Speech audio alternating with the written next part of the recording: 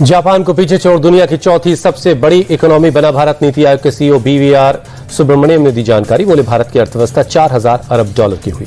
PM ने नीति आयोग को दिया सुझाव का निवेश को आकर्षित करने के लिए निवेश के अनुकूल चार्टर तैयार करें। पीएम मोदी बोले विदेशी निवेशक भारत में निवेश करना चाहते हैं, राज्यों को इसका फायदा उठाना चाहिए। पीएम मोदी की सलाह, हमें विकसित भारत की गति को और बढ़ाना होगा। केंद्र और राज्य एक टीम इंडिया की तरह काम करें।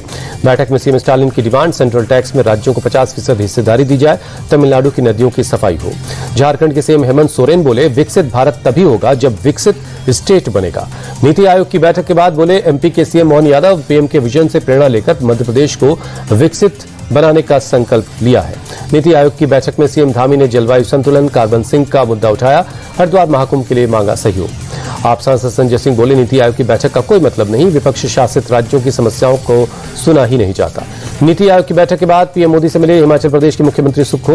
हिमाचल में सेबों के आयात होने का मुद्दा उठाया। तमिलनाडु के सीएम स्टालिन ने भी पीएम से मुलाकात की। राज्यों के परियोजनाओं पर बातचीत हुई। पीएम मोदी की अध्यक्षता में दिल्ली में एनडीए शासित राज्यों की बैठक, मुख्यमंत्रियों का कॉन्क्लेव। बैठक में 20 सीएम और 18 डिप्टी सीएम शामिल हुए।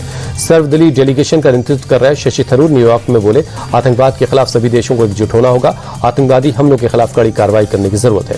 बीजेपी सांसद बैजयंत पांडा के नेतृत्व में सांसदों का डेलीगेशन पहुंचा बहरीन। कहा भारत पाकिस्तान की परमाणु धमकी से डरने वाला नहीं है। ओवैसी ने पाकिस्तान को एफएटीएफ की ग्रे लिस्ट में डालने की मांग की। कहा ताकि आतंक को पालने वाला देश पैसों का गलत इस्तेमाल न कर पाए। शिवसेना यूबीटी सांसद प्रियंका चतुर्वेदी का बयान, का पाकिस्तान अब आतंकिस्तान बन चुका है। प्रियंका चतुर्वेदी ने पाकिस्तान पर निशाना साधते हुए कहा उसामा बिन लादेन पाकिस्तान की जमीन पर ही पाया गया था। रूस के मॉस्को में बोली डीएमके सांसद कनिमोजी, पंडित नेहरू से लेकर पीएम मोदी तक सभी ने पाकिस्तान के साथ रिश्ते सुधारने की कोशिश की, लेकिन पाकिस्तान ने हमेशा आतंकी हमले का दर्द दिया। ऑपरेशन सिंदूर पर बोली कनिमोजी, भारत के पास जवाब देने के अलावा कोई विकल्प नहीं था, भारत ने जिम्मेदारी के साथ जवाब दिया। रामपुर से सपा सांसद मुहिबुल्लाह नदवी बोले पाकिस्तान इस्लाम के नाम पर वजूद में आया, लेकिन उसका इस्लाम से कोई वास्ता नहीं है। भारतीय सेना ने जम्मू कश्मीर के पुंछ में 3 पाकिस्तानी आर्टिलरी सेल को डिस्ट्रॉय किया। ये गोले पाकिस्तान की तरफ से दागे गए थे और जिंदा थे। भोपाल में सुरक्षा बलों के सम्मान में निकाली गई तिरंगा यात्रा, मंत्री विश्वास सारंग भी शामिल हुए। गृहमंत्री अमित शाह आज रात नागपुर दौरे पर पहुंच रहे। सोमवार को कई कार्यक्रमों में शामिल होंगे। स्थानीय निकाय चुनाव पर समीक्षा बैठक करेंगे। केंद्रीय मंत्री शिवराज सिंह चौहान आज विदिशा संसदीय क्षेत्र में पदयात्रा करेंगे। केंद्र सरकार की योजनाओं से हर वर्ग, हर गांव को लाभान्वित करने का देंगे संदेश। कोची के विजिंगम पोर्ट पर डूब रहे एक विदेशी शिप को कोस्ट गार्ड ने चलाया रेस्क्यू ऑपरेशन। 21 लोगों को बचाया गया, 3 लोगों को तलाशा जा रहा है। कोरोना के बढ़ते मामलों को लेकर केंद्र सरकार की समीक्षा बैठक, एडवाइजरी जारी हुई। अस्पतालों को बेड, ऑक्सीजन, एंटीबायोटिक्स और वैक्सीन सुनिश्चित करने के लिए कहा गया।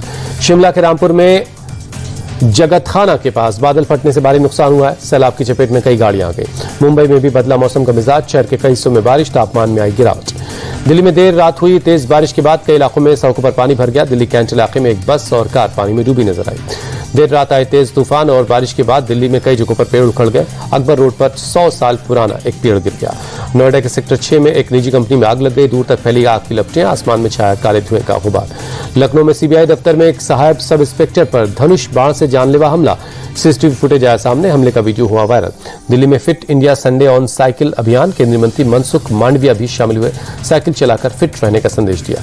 आईपीएल में आज सुपर संडे मुकाबले में पहले मैच में गुजरात और चेन्नई का आमना सामना। दिल जीत के साथ टेबल टॉपर रहना चाहेगी गुजरात की टीम। दोपहर 3:30 बजे से शुरू होगा मैच। आईपीएल के दूसरे मुकाबले में कोलकाता और हैदराबाद की भिड़ंत, दोनों टीमों के बीच मैच सिर्फ औपचारिकता। आईपीएल के प्लेऑफ से दोनों टीमें बाहर हैं।